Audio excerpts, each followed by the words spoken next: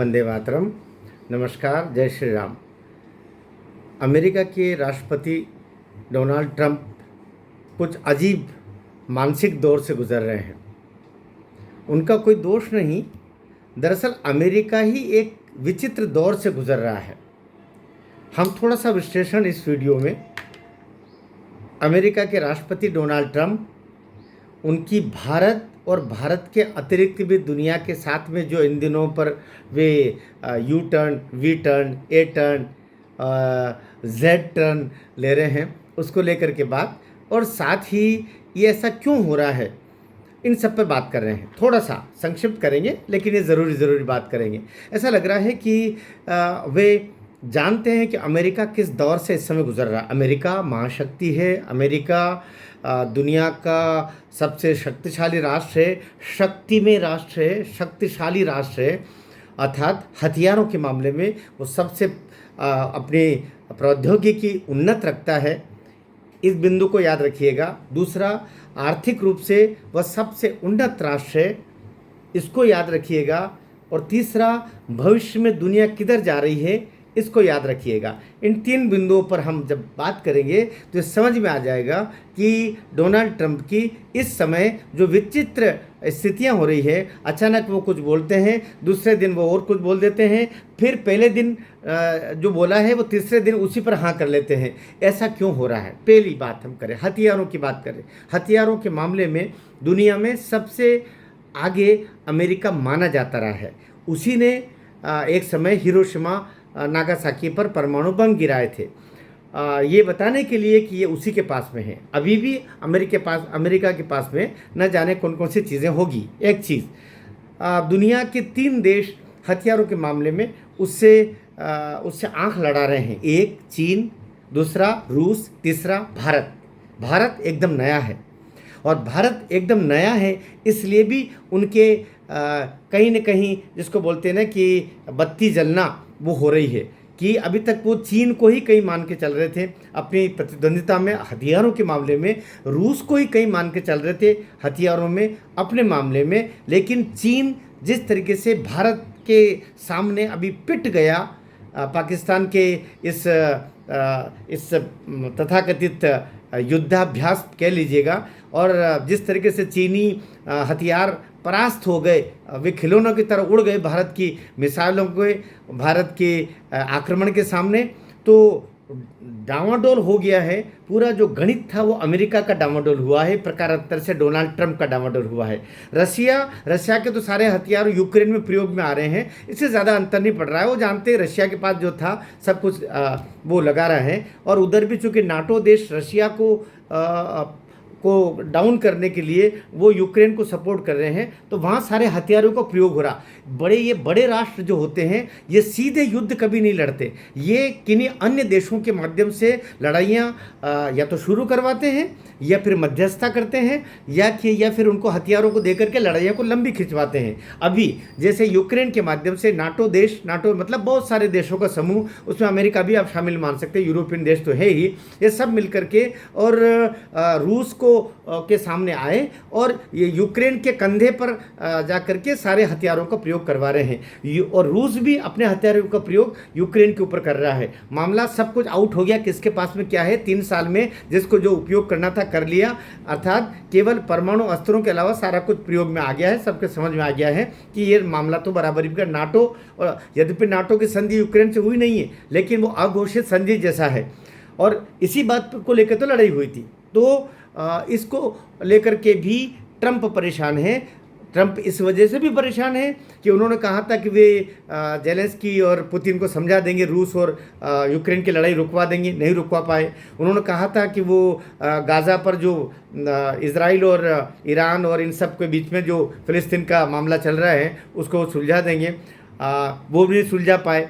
फिर भारत में उन्होंने सोचा शायद कुछ बात बन जाए मेरी, और मैं कह दूँ मैंने मध्यस्थता की, लेकिन उस पर भी एस जयशंकर ने और नरेंद्र मोदी सरकार ने बिना कुछ बोले, एस जयशंकर ने मुखर बोल करके स्पष्ट कह दिया कि आपका कोई योगदान नहीं है, हम अमेरिका के कहने पर हम पर कोई प्रभाव नहीं पड़ा है। जब तक सीधा पाकिस्तान ने हमसे हाथ जोड़ के ये नहीं बोला युद्ध रोक दो माई बाप, तब तक हमने युद्ध विराम नहीं किया है और अभी भी हमारी शर्तों पर ही वो युद्ध विराम है। हमने जितने भी प्रतिबंध लगाए थे वो प्रतिबंध यथावत है। जब कोई मध्यस्थता होती है तो सारे बिंदुओं पर होती है। ये ट्रम्प भी जानते हैं, दुनिया भी जानती है, कांग्रेस भी जानते हैं, राहुल भी जानते हैं कि जब जब युद्ध विराम होता है तो शर्तों के आधार पर होता है।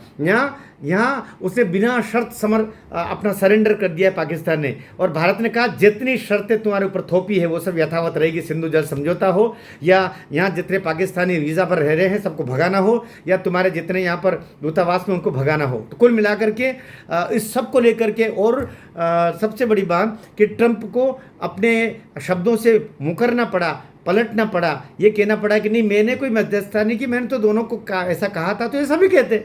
भारत कितनी दफ़े कह रहा रूस को और यूक्रेन को, भारत कितनी दफ़े कह रहा है इजराइल को और बाकी यहाँ तक तो अमेरिका को भी समझाता है। तो दिक्कत क्या आ रही है हथियारों के हथियार, भारत के हथियार दुनिया में चल निकले। ट्रंप की निगाह में, अमेरिका की निगाह में भारत तो केवल आयातक था। 75 साल से केवल हथियार खरीदो, हथियार खरीदो, हथियार। पहली दफ़े भारत में बने हथियार, भारत के हथियार। भाई ब्रह्मा के नाम से ब्रह्मोस बनी हुई हमारी मिसाइल, नहीं तो हम तो वो बोलिया बोफोर्स से हम लड़ करके कह दिया भैया हमने पाकिस्तान को हरा दिया। अब तो हमारी मिसाइल, हमारी टेक्नोलॉजी, हमारे हथियार और हमारे सामने खड़े दुश्मन को हमने परास्त किया। तो अमेरिका का जीना दुभर हो रहा है प्रकारांतर से। ट्रंप को समझ भी नहीं आ रहा करें तो क्या करें। तो इसलिए ट्रंप कभी क्या कहते हैं, कभी क्या कहते हैं। हथियारों के मामले में जो मोनोपोली कहीं इन 2-3 देशों की थी वो ख़त्म होकर के भारत एक हथियार निर्माता, हथियार और निर्यातक के रूप में उभर आया। ये ट्रंप के विचलित होने के कारण। दूसरा, आर्थिक स्थिति। अमेरिका के ऊपर बहुत सारा कर्जा है।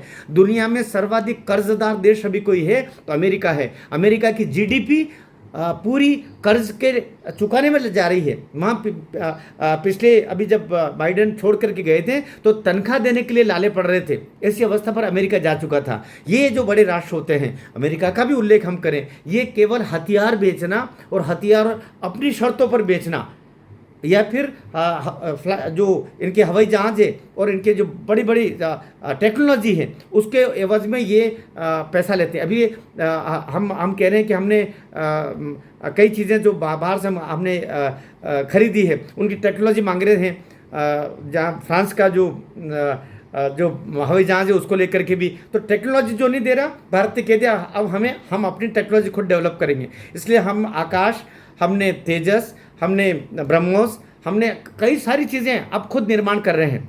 तो परेशान अमेरिका इसलिए भी है कि भारत जैसा देश, भारत के प्रधानमंत्री तो आज से 10-12 साल पहले एक सरदार जी आते थे, ऐसे हाथ जोड़ के व्हाइट हाउस के सामने 2-2 घंटा खड़े रहते थे, तब उनको मिलने का टाइम देता था हमारा राष्ट्रपति अमेरिका का।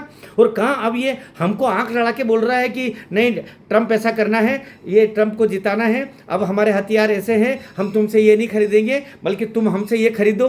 कहाँ ये बोल रहा है कि अब तो भारत में बने हुए जो एप्पल होंगे ये अमेरिका को खरीदना होंगे। ये हो क्या रहा है। तो हथियारों के मामले पे ट्रंप परेशान, हथियारों के विक्रय नहीं हो रहा है, हथियार मार्केट पूरा ध्वस्त कर दिया भारत ने। दूसरा, आर्थिक मोर्चे पर वो बहुत बुरी तरीके से बाइडेन पूरा कंगाल करके उसको गए हैं, कर्ज में यहाँ तक गड़ा करके अमेरिका को गए हैं। अब कैसे लादना, कैसे वापस ऊपर निकालना, तो इसलिए वो जगह जगह वो कह रहा है हम इतना टैरिफ लेंगे, ऐसा करेंगे, ये करेंगे। ये सब दुनिया भर में बेचारा दौड़ दौड़ के, मुझे दया भी आती है ट्रंप के ऊपर। ट्रंप क्या करे, बाइडेन उसको पूरा जैसे मनमोहन सिंह भारत में जैसे उसका राकोड़ा करके गए थे ना भारत का, जिस तरीके से सब डुबो करके गए थे पूरे। आप याद कीजिए जब मनमोहन सिंह गए तो सारे पेट्रोल पंप हम थे, गैस की टंकियों के लिए रात भर लोग बाग लाइन में लगते थे। क्या हालत हो रही थी देश की, वहाँ से निकाल करके मोदी बाहर लेके आ गया है। ये स्थिति वहाँ ट्रंप कर रहा है अभी। बाइडेन और बाइडेन से पहले का जो ट्रंप का शासन जिस तरीके से छोड़ के गए थे, बाइडेन ने 4 साल में वहाँ की फ्री की योजनाओं से उसको बर्बाद कर दिया। तो आर्थिक मोर्चे पर वो विचलित है ट्रंप। दो कारण। और तीसरा, अब जो स्थितियां बन रही है पूरी, उन स्थितियों में भारत की जो लीडरशिप है दुनिया में वो बड़ी भारी पड़ रही है। तो ट्रंप इसको एडजस्ट नहीं कर पा रहा है। इन 3 कारणों से ट्रंप अभी मानसिक रूप से परेशान है। उनका सपोर्ट करें यहाँ तक तो ठीक है, लेकिन आर्थिक मोर्चे पर ट्रंप जी आप भी सुन लीजिए, आपके सामने एक महाशक्ति है भारत, जो आर्थिक रूप से भी आप लाख करेंगे। आपने खूब की वो टिम कुक, क्या नाम है, जो एप्पल के निर्माण करने वाले, कि भारत से बने हुए, भारत में बने हुए एप्पल यहाँ आएंगे 25% टैरिफ लगाएंगे। लेकिन ये टिम कुक भी अच्छे से जानते हैं, जो एप्पल के मालिक हैं, कि अमेरिका में जो जो एप्पल का मोबाइल बनेगा वो वहाँ जो 3 लाख में मिलेगा, भारत में वो 1 लाख में मिलेगा। और वही 1 लाख तुम 25% टैरिफ भी लगा लोगे तब भी वो 1.25 लाख में अमेरिका में पड़ जाएगा। अर्थात अमेरिका, भारत में बना हुआ एप्पल अमेरिका में जाके बिकेगा तब भी वो 1.25 लाख में पड़ेगा, जबकि अमेरिका में बना करके अगर अमेरिका में ही एप्पल बेचेंगे तो वो 3 लाख में पड़ेगा। लेबर वहाँ इतना महंगा है, टैक्सेस सिस्टम ऐसा है, सारी अन्य स्थितियाँ ऐसी है। इसलिए अभी तो 3 फैक्ट्रियाँ हैं, अब 2 फैक्ट्रियाँ और खोल रही है, 5 फैक्ट्रियाँ एप्पल यहाँ खोलने जा रहा है, 12,000-13,000 करोड़ रुपया जहाँ लगा रहा है। तो कुल मिलाकर के अभी कोई बात बन नहीं रही है ट्रंप की, इसलिए वो दिमाग से विचलित है। हम उनके प्रति बहुत स्नेह रखते हैं, भारत वाले उनको बहुत प्यार भी करते हैं, इसमें भी कोई दो मत नहीं, लेकिन धंधे की जगह धंधा, बिजनेस की जगह बिजनेस। और हम भी, अब हमारा भी जो प्रधान सेवक है नरेंद्र मोदी, वो तुम खुद कहते हो ट्रम्प कि बहुत कठोर नेगोशिएट है, तो नेगोशिएट कठोर होना ज़रूरी है। तुम अपने देश का सोच रहे हो, मेरा मोदी मेरे देश का सोच रहा है, और मेरा देश का सोचना मैं सोचता हूँ इस विश्व शक्ति के लिए, भारत के लिए अब आवश्यक है। और ट्रंप जी ज़्यादा विस्तृत मत होइए, मैंने पहले भी किसी वीडियो में बोला था, अमेरिका को, जैसा विवेकानंद ने कहा था, एक दिन भारत के शरण में आना पड़ेगा। वो समय अब आ चुका है जब अमेरिका को भारत के शरण में आना पड़ेगा। भारत के शरण में अमेरिका आ चुका है और भारत उसकी रक्षा करेगा, हम यह भी कह सकते हैं। भारत माता की जय।